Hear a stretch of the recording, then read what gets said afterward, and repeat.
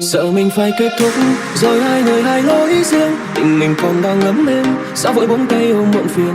Đoạn đường anh đi sau đó chẳng có em kề bên, phải quên dần những thói quen.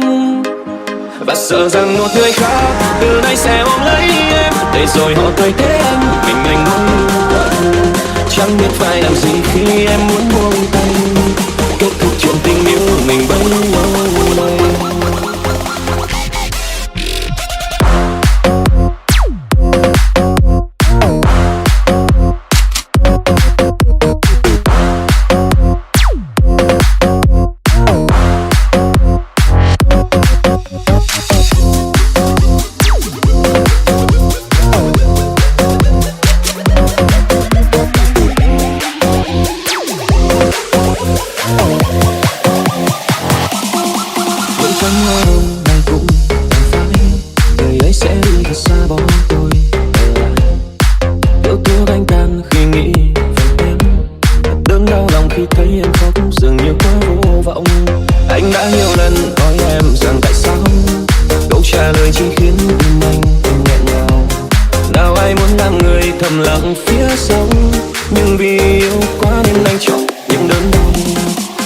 Phải kết thúc rồi hai người hai lối riêng, tình mình còn đang ấm êm, sao vội buông tay ôm muộn phiền.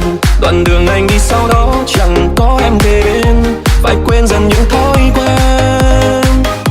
Và sợ rằng một người khác từ nay sẽ ôm lấy em, để rồi họ thay thế anh nỗi yêu quạnh.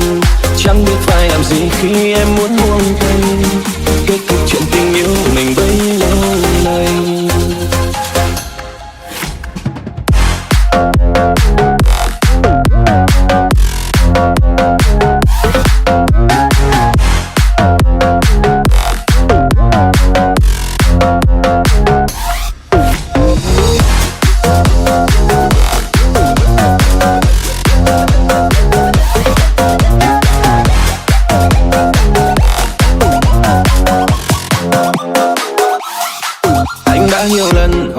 Rằng tại sao câu trả lời chỉ khiến tim anh thêm nghẹn ngào.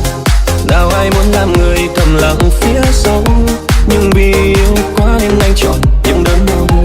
Sợ mình phải kết thúc rồi hai người hai lối riêng, tình mình còn đang ấm êm, sao vội buông tay ôm muộn phiền. Đoạn đường anh đi sau đó chẳng có em kề bên, phải quên dần những thói quen. Và sợ rằng một người khác từ nay sẽ ôm lấy em, để rồi họ thay thế anh nỗi yêu quạnh.